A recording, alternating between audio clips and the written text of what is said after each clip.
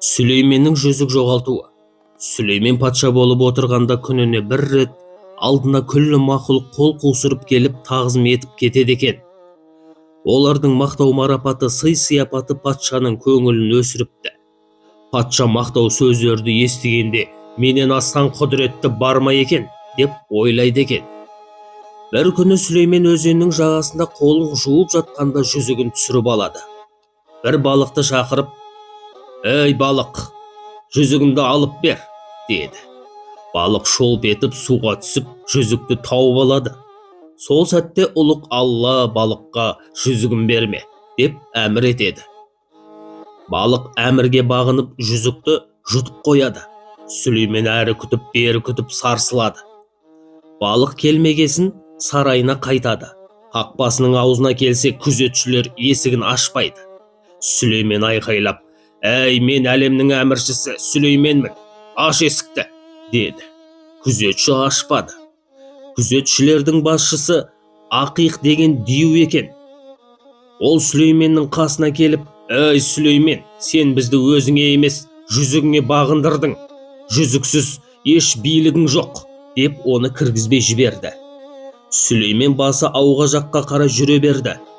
Қарны ашып қаталап шөлдейді. Арып ашып қайыршыға айналады. Қай үйге бас сұқса да ешкім оған бір үзім нан бермейді. Сол кезде Сүлеймен өзінің баяғыда тақта отырып асты таңдап жейтін астамшылығына өкінеді. Бір күні жолда келе жатқанда Сүлейменді бір топ маса талайды. Кезінде Сүлеймен халықтың қанын ішкен бір мыстан кемпірді өлтіріп, өртеп күлін суға шашқан еді. Оның күліне маса пайда болыпты. Масадан қашып Сүлеймен бір ағашты паналайды. Қарлығаш оған араша түсіп, масаларды қуады. Сүлейменге су тасып шөлін қандырады.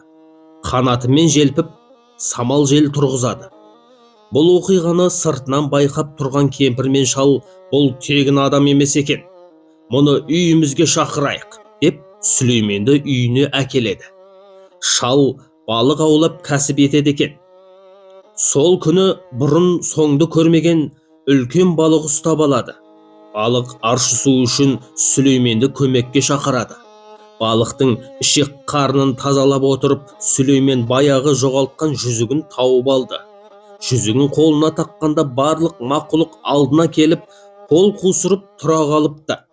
Алла осылайша Сүлейменді сынап, қайтадан тағына отырғызады. Содан бастап ел ішінде жүзігі барда Сүлеймен, жүзігі жоқта Сүмірейген деген сөз қалыпты.